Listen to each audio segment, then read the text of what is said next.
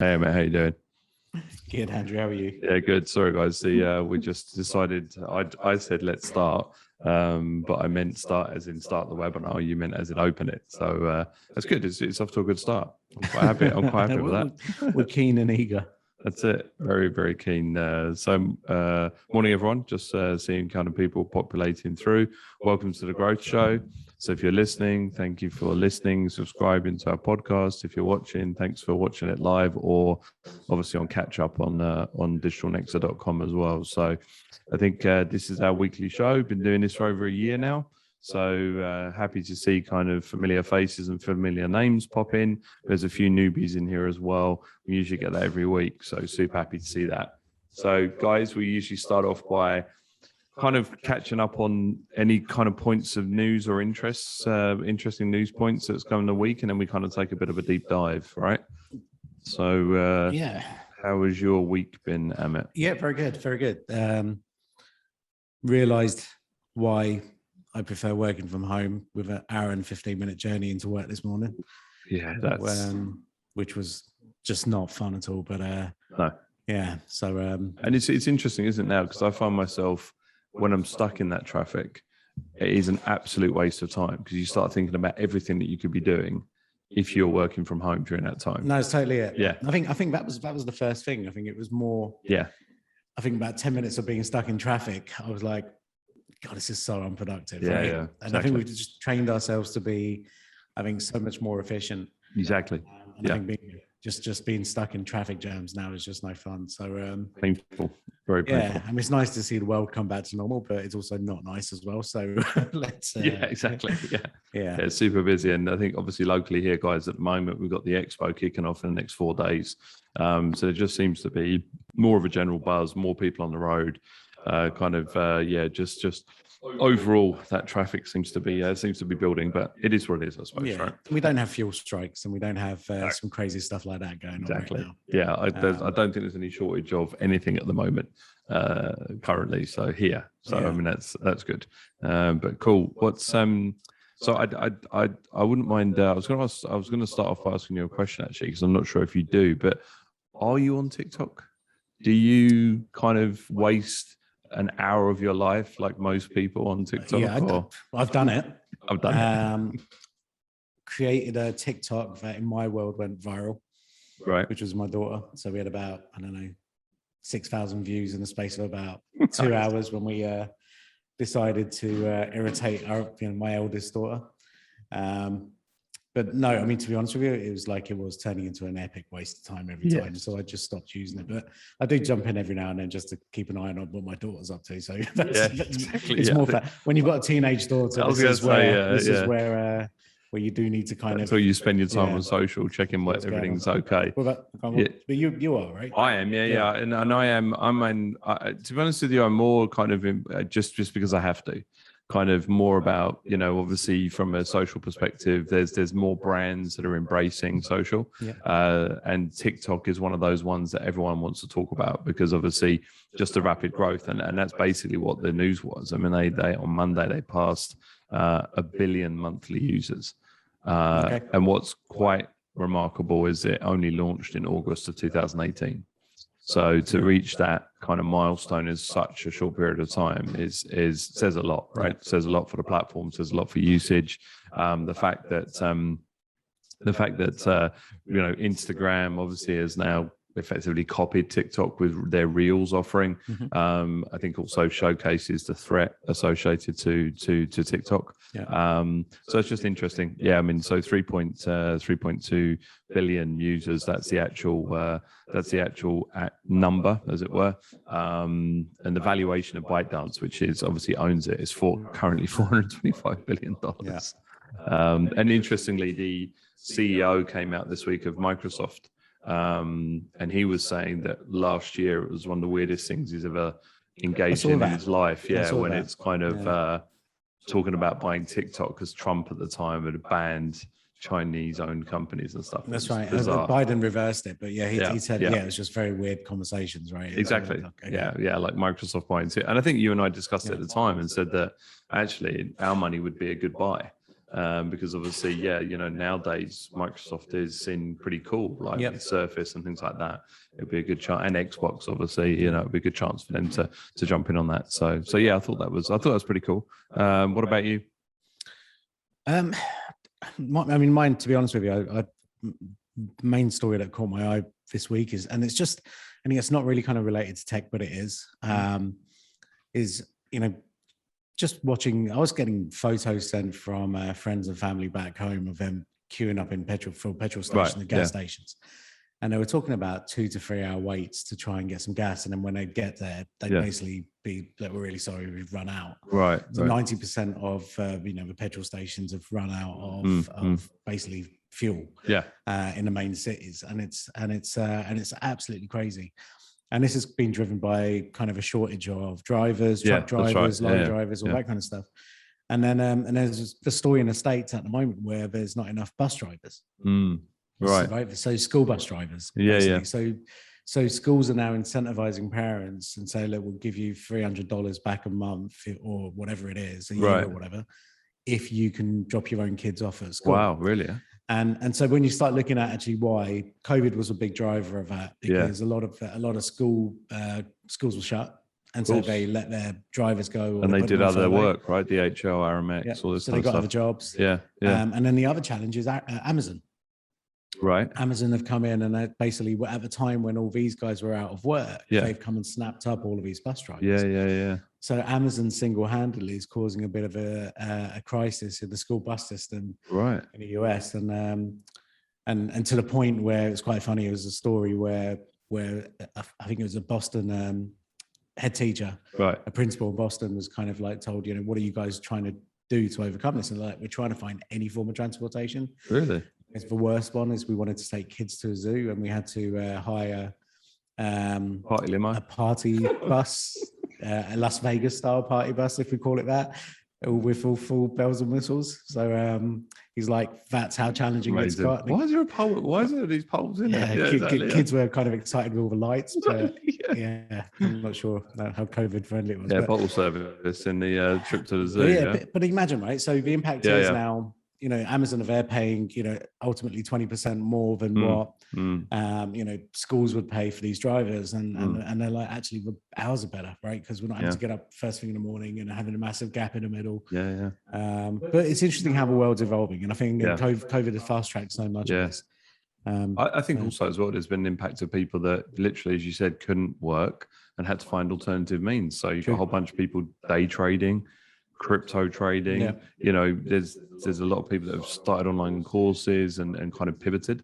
So if they're a bus driver before, they may have kind of built their own store and started, you see stories all the time of people that started business in COVID that has nothing related to their own. There's even some stories here, some great stories of like pilots, people that you thought job for life, and obviously when again it hit, a whole bunch of pilots were completely out of work. So there was an interview with a guy on the local radio station here, and he pivoted and created a maintenance company.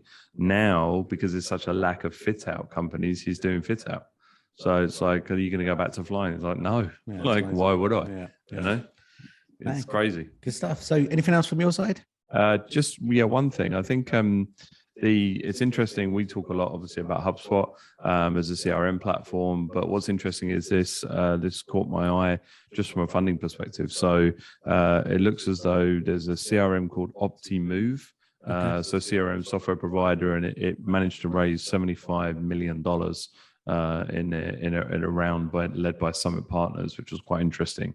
So I thought, currently they want to kind of double their headcount. It's 180 at the moment. But what was interesting is they're saying the CRM industry is anticipated to be worth $113 billion by 2027. So as much as, we've spoken about this, where Salesforce, completely dominate that space, and obviously HubSpot is now coming in, there's still room. But there was one stat that came out, which I thought was interesting. So they said a LinkedIn survey found that 65% of enterprise sales professionals use the CRM, but 97% considered it as like very important. So I thought that was high. I thought 65% seemed high. It was almost like they've been asked to use the CRM, and if they said no, they'd be in trouble. Well, I think at the enterprise layer, I think you've got every company should be using the CRM and will be. Right. To the extent to which I use it is maybe another question. I think we've seen companies who have implemented large CRM systems based out of the States, but when they've tried to then open up operations in this region, they've kind of forgotten to pass that on. We've seen that. So maybe there's those kind of questions come into play. But I think the real benefit and the real kind of growth potential in this market is that mid to small business. Right? Because you're talking about millions and millions of businesses around the globe, many of whom aren't blessed with high budgets and things like that. So CRM systems now, which are fully cloud-based, where for $100 a month you can really start to get really kind of organized. I think there's a real role. I mean, there's someone I'm talking to right now who had never even considered moving away from a $10 a month CRM until I showed him HubSpot. And it's a small business, and basically I turned around and said, I just don't know how I've been able to function my business without this. And even though they're still not using it, it's like, this is crazy. This takes our business onto a whole level. What's the cost? And I'm like, well, you're talking for what you need, maybe about, $800 a month. And the trade-off is just there, like straight away. Actually, we've never spent anything like that on software, but I can't see how we could grow the business without it. And I think that's where the opportunity is of really companies, getting organized with CRM and really kind of, again, digital transformation at the most basic level, but it's ultimately essential in today's market. Right? Totally. No, you can't grow, you can't scale without anyone. So I thought it was interesting. I think that actually takes us on quite nicely to the main discussions. That's today, right. Evolution of communication, right? Yeah, it's funny because we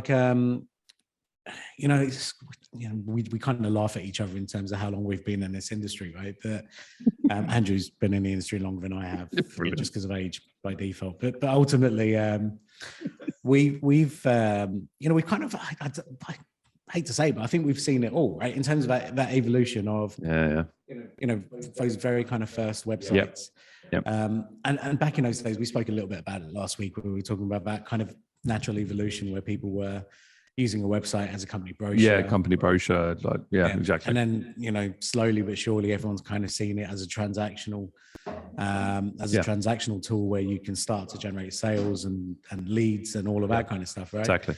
And I think that's what really kind of captured, I think, our interest. I think, if we go back maybe, 10 years or longer, but it was like, okay, if businesses are now looking at their websites as a form of generating and growing their business, right? Then actually this becomes very different because now people should be willing to invest in their websites and the technology that drives it, and in campaigns and all that kind of stuff. So it's quite funny. So I thought what we could do is almost go back very quickly and just before we get into WhatsApp, because I think WhatsApp is very much now and super exciting, just in terms of the capabilities. But the first kind of website lead generation tool was that simple contact us form, right?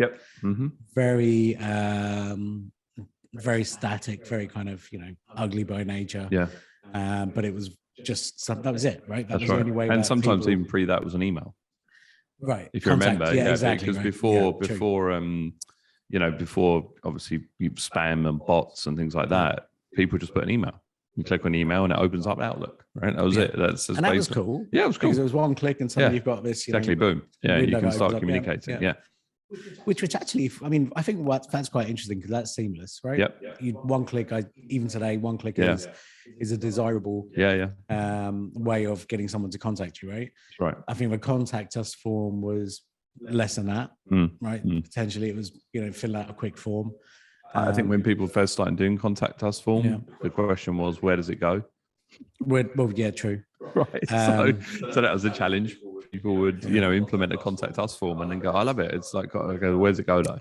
Like, does it go to a database I have to log into, or is it an email? I had a conversation with a tech company yesterday, and they were like, we've got this contact form. I can see the traffic on our website is just growing. Yeah. No idea who gets these leads. And like, I was like, how much is a sale worth? For like, well, $500,000. I was like, that's super scary. But I mean, like, yeah, I mean, it's still not maybe where it needs to be. No, yeah. So web forms, let's look at those. And then, so what was the next thing that came to mind? Like in terms of what was the next evolution? The next stage? From web forms? Yeah. I think live chat. Yeah. Live chat. Yeah. So we toyed with, the first live chat we toyed with was, we had a company. First one was just like a live chat, and somebody would communicate an answer. It'd be one of us that would jump on, and I remember the first ever live chat I did. Did you do it? Yeah, because I'd stuck it on one, an old version of one of our websites, and within about 20 minutes somebody had come on, and literally there was like a notification that says you've got a visitor on the website. Right. So straight away I was like, hello. I just typed and I was like, and actually it was mad because in the space of about 2 minutes, like we had a lead that was generated on the back of it. And it was super exciting, except you kind of realized, okay, I've got a day job as well, and I can't just keep looking at that screen. Yeah. And so it was very kind of unsustainable. Yeah. Or you then had to have one of your salespeople. Take care of it and look after it. But I think the challenge again with live chat, although it was good, is sometimes people weren't ready to have a chat with you, and you were kind of almost trying to intercept that. Some people were testing it. Some people were testing it. Are you real? Yeah. I remember a lot of that. Yeah. And then, but it was just very kind of manual, right? And it was very kind of labor intensive in the sense of if you did then miss a chat, now what you've done is kind of just annoyed somebody, right? Did we ever allow people to communicate with SMS back in the day? Not through the short code stuff. We may have toyed with it, but it wasn't. It wasn't a natural kind of, because we're taking someone from, we didn't have mobile sites. Mobile sites, the WAP stuff. So it was taking people from maybe a desktop or laptop to a phone. It was like, it was unnatural. So I mean, that live chat, then obviously, as you said, at that point, again, it's difficult because a salesperson, you want them to sell.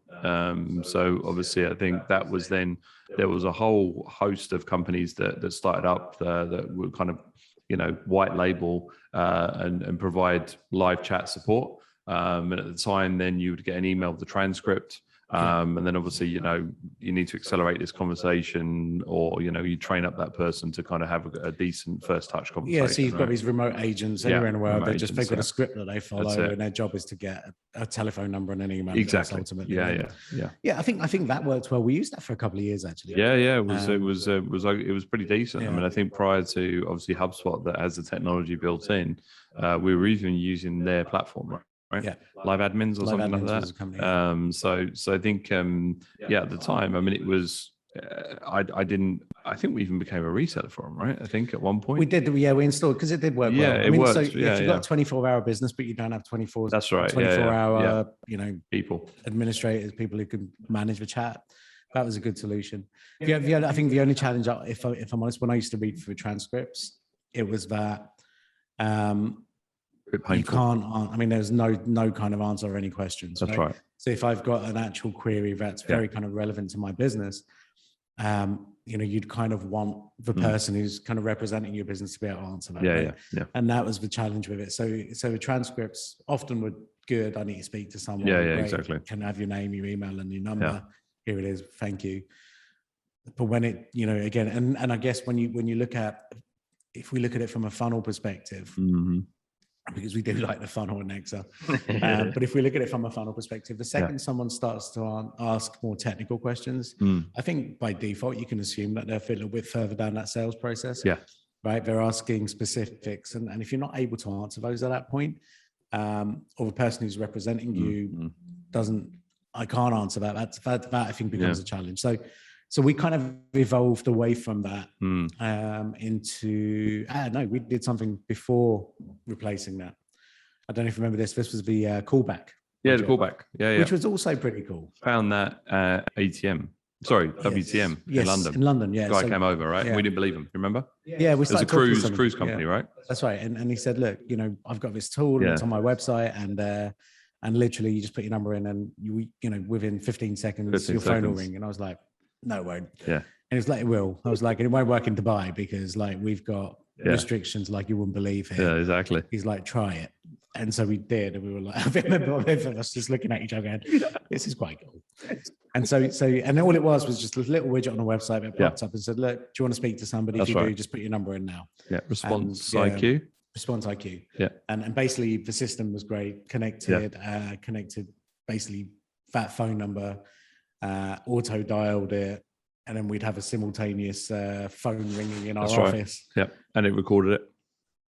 It was very good actually. Yeah. So and actually, that was great. One of the first leads that came in through that. I think we won that business just on the back of someone saying, quick. That was so cool. Yeah. I just thought it's like a gimmick, and I tried it, and the phone rang, and like I've got a meeting with you the next day. Yeah, very cool. And it was really cool. So that I think that worked pretty well, but again, it was challenging because now if your phone rings and you're in a meeting, your phone rings, you're making a cup of coffee. Yeah. Now you've created frustration in the system. So again, it just wasn't a foolproof enough system. Yeah. And there was no way of, okay, if that number doesn't pick up, get it to that number. There was no system like that. It was literally a one-time hit. One trick pony. So we moved away from that, and then we went into chatbots. I guess, right? Yeah. We had some chatbots on there, early chatbots. So I think more the kind of data capture chatbots. Yeah. Because I remember at the time there was 2 chatbots that were, I think, very good. So you're talking, we're definitely in the States, because I think it may have been five years ago. And I was talking to Booking.com, if you remember, on their chatbot, and it was good enough to make a change in the booking that I couldn't do on the website. Yeah. So, and it was all, bot automated. Everyone knew, and at that point also we were looking at, I think I remember it was 800 flowers in the States that their chatbot enabled you to actually purchase a bouquet, right? So it was interesting how, and I think how they've evolved as well, but how the chatbot really kind of can perform other tasks, right? So kind of take you down a path, right? Yeah, and I think that path is the most important part of this, right? Because if you can start to map out a journey, and it's not for every business, but if you have got a business where that, look, 90% of your conversations are related to these 5 different areas, or 10 different areas, it's actually really easy to take people down that journey. And I think it's, and I think that's a key part of it, because if you can do that, you're automating a lot. Yeah. And it kind of all ties into, WhatsApp today, right? In the sense of why do people prefer to use this kind of technology? Right? Why has that journey kind of evolved from contact us, from that very first click to an email address, or, the contact forms, to live chat, or, chatbots? A lot of it comes down to the fact that I think, we changed as humans, right? So, again, very few of us want to have phone conversations, because you don't like being sold to. Yeah. You'll only really do it if you really have a very kind of specific need at that point. Everyone now is very comfortable using the devices. Yeah.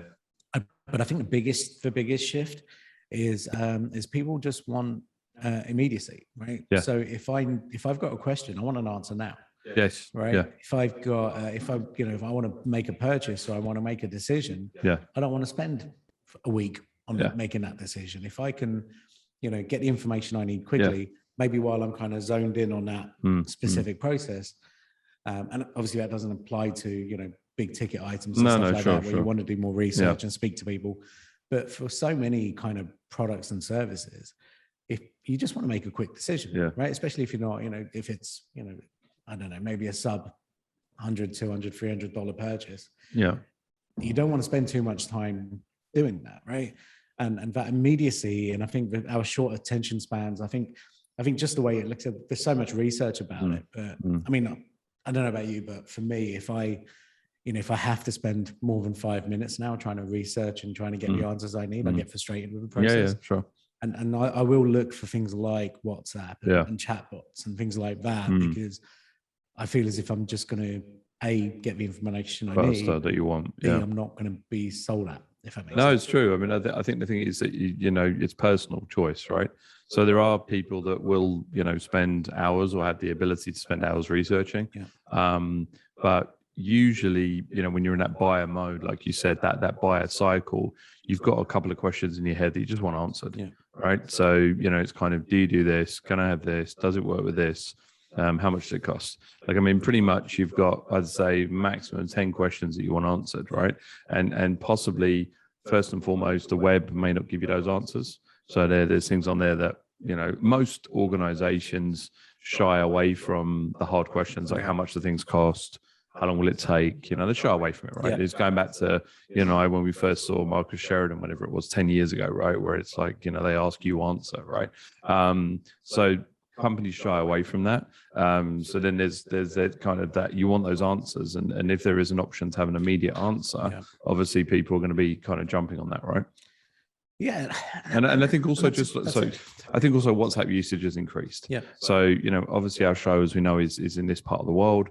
Back in the day, BBM used to be huge here, but obviously WhatsApp has taken over that mantle. And what we've seen just from WhatsApp usage regionally is that people are using WhatsApp in business. Yeah. Okay. So I think it's probably important to clarify that. So not only have, it's that immediacy, it's the ability to kind of jump on and have a conversation with someone, but obviously as a business tool. So there's organizations that use WhatsApp for managing projects, like a Trello or something, or a Monday.com. They use different WhatsApp groups to communicate to, when we engage with clients, most of them will be like, listen, if you want to get a response from me, WhatsApp, right?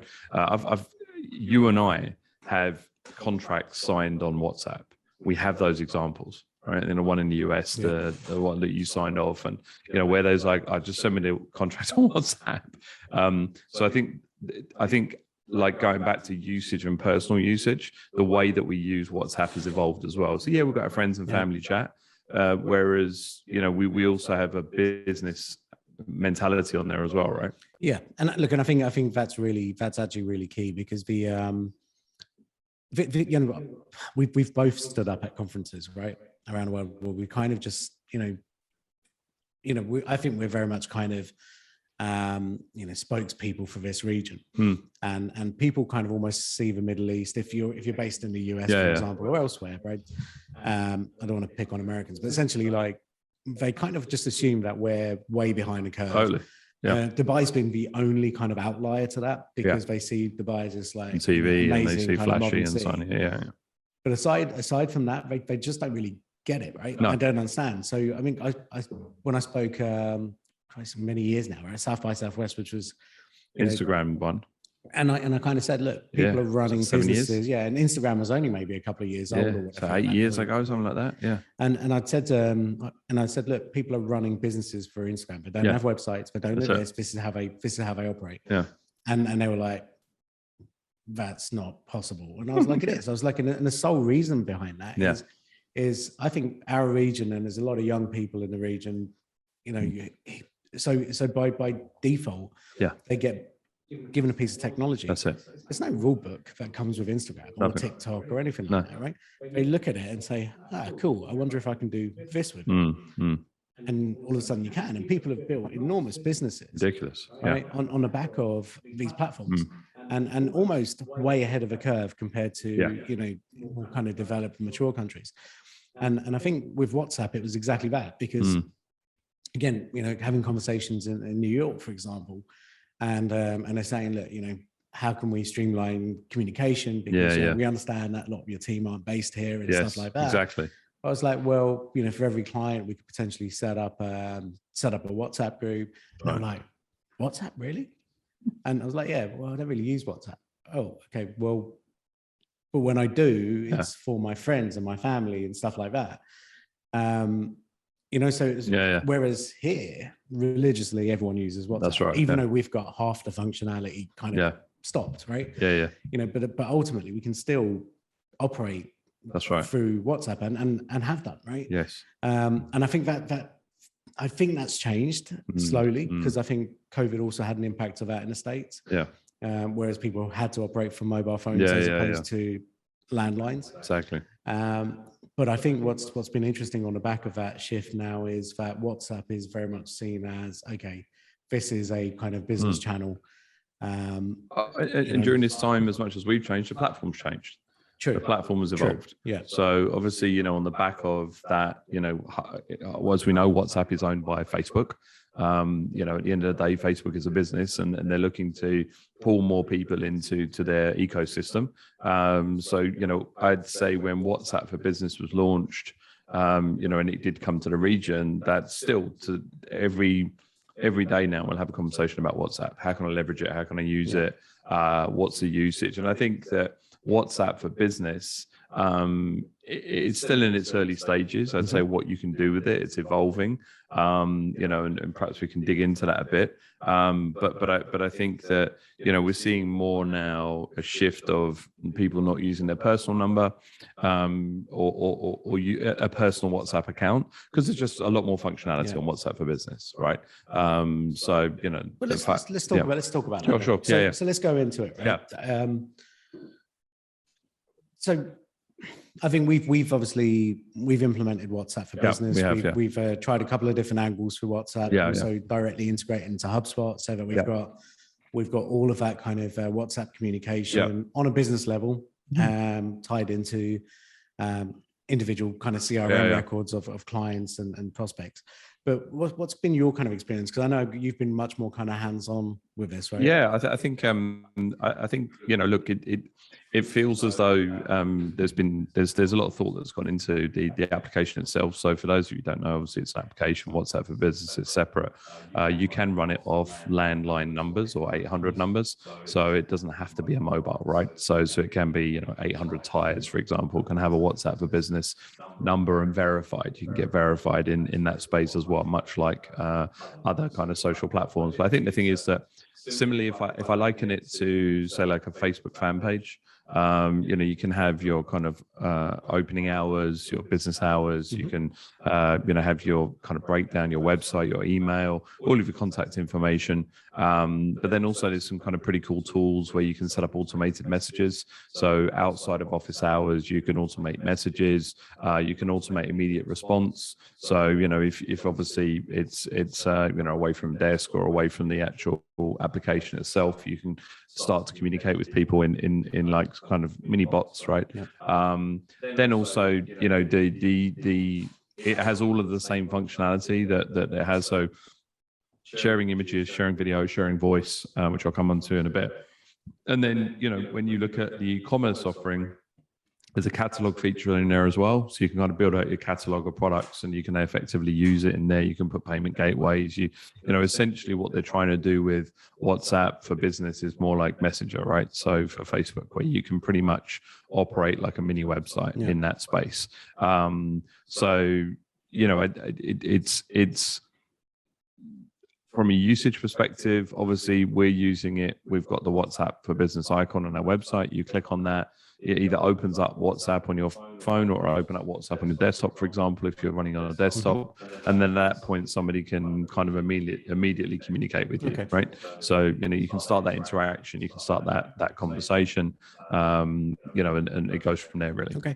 So let's kind of look at this, because I think you know, from our perspective, we obviously want to look at this as a kind of lead generation tool versus maybe a customer service tool. But exactly, yeah. But I think it's valid for both. But I think very much. The point is, what are you noticing then? So is it kind of, this is an out of hours play where maybe someone realizes, okay, look, it's maybe not, you know, it's 7 o'clock in the evening. I don't want to phone an office. Do you feel as if it's more that, or are we getting responses, you know, throughout the day, maybe even throughout the night? I think what's interesting is that, for whatever reason, you know, we get a lot more international traffic. So it may be that people outside of this region don't know what a mobile number is. So, you know, my mobile number's on the website anyway, and people will WhatsApp me on that number. Structural format. Yeah, exactly. Like, how do I, you know, is that international dialing code? You know, what's that WhatsApp number? So the traffic that I get to, you know, an individual number WhatsApp versus WhatsApp is different. So there's more international flavor. There still is local business on there, but it's all over the map as far as timing. So, you know, I'd say Friday, for example, which is, you know, not open here. There's kind of, you know, 5-6 inquiries that may come over on a weekend, and that's growing. Like, so each week there's more people that are kind of leveraging that. But I've had conversations where, I've had two in the last 2 days where it's like, oh, okay, you're based in UAE. Oh, okay, no, I wanted to do this shoot in Sri Lanka. So, okay, we can do that. But, but I didn't even realize that where we were, which I think is interesting. Yeah. So at that point, what's happened is somebody's come on the website and immediately just clicked on WhatsApp for Business, right? There's no kind of looked where they are, haven't come to contact, haven't looked at what we do, straight up question. This was particularly for a music video. It's like, can you help with a music video? Yep, sure. Have you got a brief? Yep, this is a brief call, And then literally the conversation's like, hold on, where are you? Are you in Dubai? Is this a Dubai number? Yeah. So it's kind of like, so I think the immediacy, obviously, of people coming in is interesting in that sense. And there's very specific questions, right, that are coming through as well, right? So it's do you do this? Do you do that? And all of the answers are on our website. Yeah. So I think that's the other thing. Every single question that has been asked of us so far, they could have found the answer on the website. Yeah. I think it's interesting though. I think it comes down to time again, right? Yeah. Because exactly. The reality is we've got a lot of information on our website. Yeah. An insane amount. And which ultimately is why these people are finding us. Exactly. Right. So we're using that. Yeah. It's interesting. I think when I kind of look at some of our website analytics and stuff, I think over time, the amount of time that people are spending on pages, for example, is decreasing. I don't, and I've gone in and chat. I don't think it's a quality of content issue, but more of a kind of, time constraint issue. That's right. Okay, cool. There's a lot of information here. Maybe I can either watch a video. So we've got a lot of videos on the website, which explain some of the services that we have. Mm-hmm. Or do I just click WhatsApp for Business? I've got very specific questions. If I can start speaking to somebody, I think it works. And I think we started looking at this because just personal experiences, right? Yeah, that's right. Both of us have made purchasing decisions, right? Personal purchasing decisions. Yeah. Just because we had somebody who responded within seconds, someone who we could get a price from, someone that we could show bits and pieces to, or they could visually share stuff with us. Exactly. And then on the back of them sharing that information and pricing, deals have got closed. That's right. Right. And we basically said, brilliant, when can we do this? Yeah, or, and I think, there's some really cool features on WhatsApp for Business as well, right? In terms of like, if I've got maybe an e-commerce store, I've got services, or I've got products that I want to maybe make available. Yeah. I mean, you've played around with some of those, right? Yeah. You've got like a catalog functionality on there where you can add there's some of the functionality that's limited in this part of the world. But effectively you can run your kind of e-commerce platform from there, share your links to kind of purchase, share a link to purchase, etc.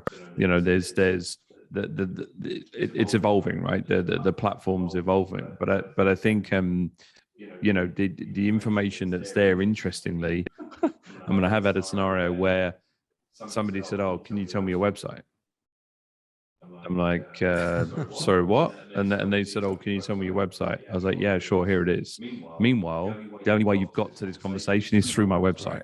So I thought there's some random ones, obviously. Yeah, sure. But I think that, with this, I think that they've got to be tracking usage because it's Facebook and it's WhatsApp. Sure. So I think, based on some of that interactiveness, I think that's where they're going to evolve. So, if you kind of go into, and I'll pull it up, just to kind of show that we can show on the camera, I guess.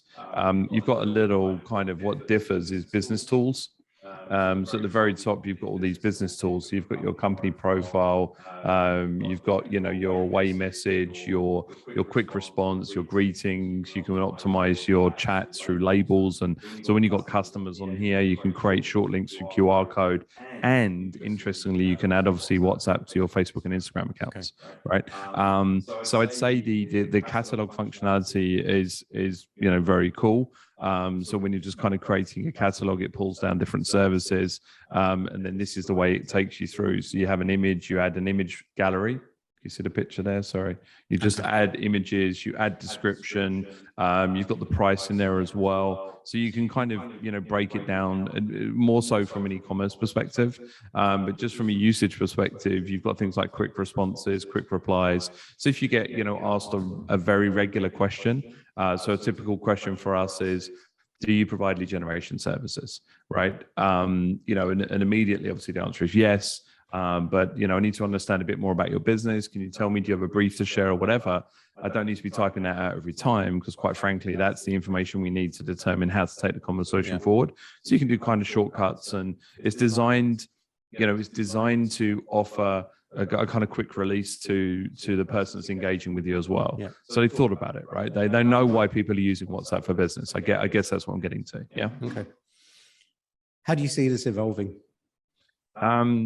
I think the way it evolves is first and foremost chatbots. So there's some organizations that are have a direct relationship with that are approved by Facebook, and now there's the ability to building bots for WhatsApp for business. So either out of office hours, or I would say we haven't touched upon this, and I know there's a few people actually in the audience watching from a customer service perspective. So thank you for watching. From a customer service perspective, this is a phenomenal tool as well, because I think that, where, if you want to get hold of a brand locally in the region, everyone knows to tweet them, right? You tweet them, you can call them all day, you can put a message wherever you want, you can write a Google review. No one's ever going to get back to you a lot of the time. You tweet them instantly. There's a lot of KPIs for large organizations that have KPIs in place specifically for Twitter. Yeah. Okay.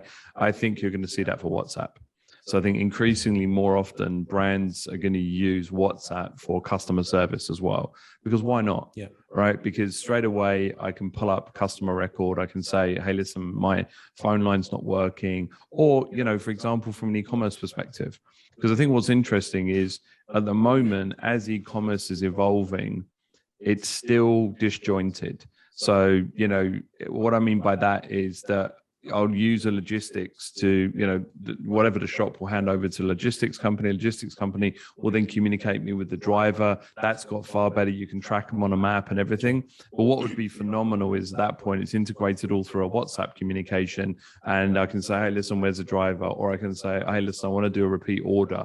I want to do everything in there, right? I think very much where, I mean, it's just a personal opinion, but I think where, Mark Zuckerberg wanted to take Facebook Messenger down the WeChat route, right? I think that he's going to do that for WhatsApp. Okay. So WhatsApp for Business now becomes this ecosystem for your business that allows you to transact, complain, celebrate, reward, whatever the case may be, right? So I think it evolved to that space. I don't disagree with you at all. I think there's a couple of really kind of interesting points. I think it's all about having that kind of seamless side of it. Yeah. I think what's worked with WhatsApp is people have already got it on their phones, right? That's Whether right. you're a business owner. Totally. I haven't got to download it. That's a good point. Right? That's a great point. Yeah. It's native. The whole experience is native. Yeah. Right. So we're using tools that we're all comfortable using because we've used them for years. Yes. We're just changing the use of it, right? Yeah. And I think that is, I think, such an important part. Messenger isn't that. That's right. Right. So again, Facebook forced us to kind of download a separate Messenger app a couple of years ago, rather than using Messenger through Facebook, which it was, right? Yeah. But I get more spam messages from Messenger where people's accounts have been hacked. Right. Right. And you can have spot that. Yeah, obviously. Yeah. Had one yesterday. And whereas you don't get that on WhatsApp. So even security levels from a WhatsApp perspective seem to be a little bit tighter than what they are from a Facebook or Messenger perspective. Yeah, very true. Right? So again, I think you've got some security from if we are going to really use WhatsApp from a transactional basis. Yeah. I feel more comfortable doing that through WhatsApp than I do through any other Facebook tools, for example. Yeah, I think it's interesting. Like going back, because obviously now we're so involved in WhatsApp. I think back to my communication with brands. And, and again, there's a comfort level there, but renting a car here, I've rented cars through WhatsApp. Yeah. I've had zero phone conversation. I've literally jumped on. I've said, I'm interested in renting a car for 3 days. No problem. Send me a license, send this, blah, blah, blah. The guy turns up. I sign a bit of paper. That is beautiful. Yeah. I mean, I just personal story on how fast things can happen, and I think perhaps it'd be good for you to share your one. I needed a lock, so kind of called a locksmith. He used the voice notes, so I said, "Hey, listen," immediate response first and foremost, right? So, "Hey there, it's not an emergency, but I want to install a lock." Okay, yeah, no problem. Tell me what you want to do. I want to input this. Okay, can you send me a video or a picture? 100% I can, right? You know, so straight away videos, send that through. Yeah, okay, cool. Here's a picture of the lock that we could do. He goes, no, I don't think that will look. Can do like zoom in on here, click up. Okay, perfect. I can do that. Cool, come tomorrow. Bang, done. Yeah. I mean, you know, the ability to share information in real time, I think from a consumer perspective, this has real, you know, real legs, as it were, right? You know, to the point actually that we've been saying from a social perspective, as crazy as it sounds, even brands that are premium brands or B2B, if you've got an Instagram account, if you've got a Facebook account, put on your WhatsApp number, right? Let somebody communicate. And I think, you know, you had a story as well, right? Like kind of real quick transaction stuff, right? Yeah, I think just before the summer, needed some more AC units put in. You know, kind of gone down the Straight on Facebook. Google. Yeah. Well, actually went to Facebook group route. Okay. Anyone who can recommend someone from my area. Yeah. That came out with a blank, and then literally it was like straight to Google, click on a WhatsApp. Within 4 minutes, I'd agreed, and it was like you know, quite an investment. Yeah, sure. Nest units and stuff, but it was like done because. Thank you. And then somebody actually, it's funny. I reached out to 2 companies, both through WhatsApp. Yeah. And one of them replied immediately, got the job. The other one replied an hour later saying, just received your inquiry. Yeah. How can we help? And I was like, I'm really sorry. Like, done. You're kind of 55 minutes too late. Yeah. You know, so it's again that speed to response. But another one, I mean, just customer service we were talking about. Yes. I had a phenomenal experience in Porto. Right. Okay. Right. So went to visit Porto in the summer. Yeah. And booked a hotel through booking.com or whatever. Right. I can't remember which site it was. As soon as that booking went through, I had a WhatsApp message from the hotel, which basically was, we're really kind of, you know, excited that you guys are coming. Look, we just want to make this process as kind of seamless as we can for you.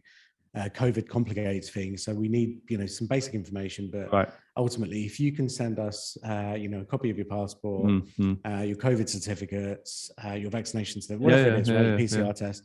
If you can send us all of that information, we can make sure that check-in is really seamless. I mean, it was literally walking through reception. They were like, "Great, we've got everything you need. Here's your room." Right? Amazing. And it was that. And it was such a great experience. But then they took it on to another level, where then they started engaging with us half an hour after check-in, like, "Hey guys, how's the room? Is there anything you need? Magic. Any kind of help you want? Magic. Let us know. Yeah. Have you got plans for dinner tonight? If not, let us know. We've got some recommendations." Brilliant. And literally ended up booking restaurants for these guys. Yeah. Different Like tours. a personal concierge almost.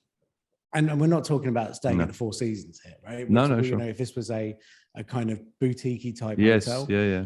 But just the fact that they made that experience so seamless, and wherever I was just messaging the hotel saying, "By the way, someone's just, you know, recommended this. What do you think?" And they were like, "Great," or they were like, "Well, potentially, this place is better." Right. You know, it was that, and it was very, very, very cool, right? To the point where I wouldn't even think about staying somewhere else now if I was ever to go back. Yeah, and also if anyone asks where should I stay in Porto, you'd be like, "This place." Yeah, exactly. Right. Yeah. So you know, there's just different ways, and I think the whole point of this is, I think, you know, when we look at that kind of whole ecosystem of a client, we kind of go through the sales process, we market to them, we go through the sales process, we you know, work with them, you know, we try to obviously offer the best kind of service and all of those things, and ultimately what we're trying to do is delight the customer at the end. Yeah. I think with WhatsApp, if you really kind of look at that, I think it breaks it, because I think you can start delighting people right, you know, from the very beginning. Yeah. Early on. I don't have to spend 3 nights in a hotel to be delighted. Actually, I was pretty happy with the whole check-in process, right? I was done at that point. Yeah. You know, I would have forgiven them for lots of frailties in the room, for example, just because actually they've made my life so much easier. Yeah. So if I can delight them at that initial level, actually that relationship with that customer just is strong, right? You're building loyalty, trust, everything right from the get-go. I'd also, look, the other thing is as well, what's crazy is I've had 2 instances where I'm having a conversation with someone and they say, "Cool, right, can we jump on a video call now?" Yep, cool. And they try and call me. Now, WhatsApp calling is blocked here, right? It's still banned. So we're having, there's a Zoom link, but there is actually full seamless communication on that platform. right? You know, just the ability to take a conversation to either audio or video, obviously, which people just feel more comfortable doing now as well, right? Yeah. People feel very comfortable just jumping on a video call. Yeah. Okay, let's jump on a video call. So I think that you know, as you said, that ability to delight straight away is key. I do foresee some challenges, right? Okay. And I think, you know, before we kind of finish up here, I think we should kind of highlight some of those. Okay. I think first and foremost, analytically, which we're, you know, super comfortable with and we always make decisions on, analytics, there's none really, right? So I don't have the ability to see response time. I don't have the ability to track that at the moment, which I think is frustrating. But again, I think the platform will evolve. To have this across multiple devices is super challenging. Yeah.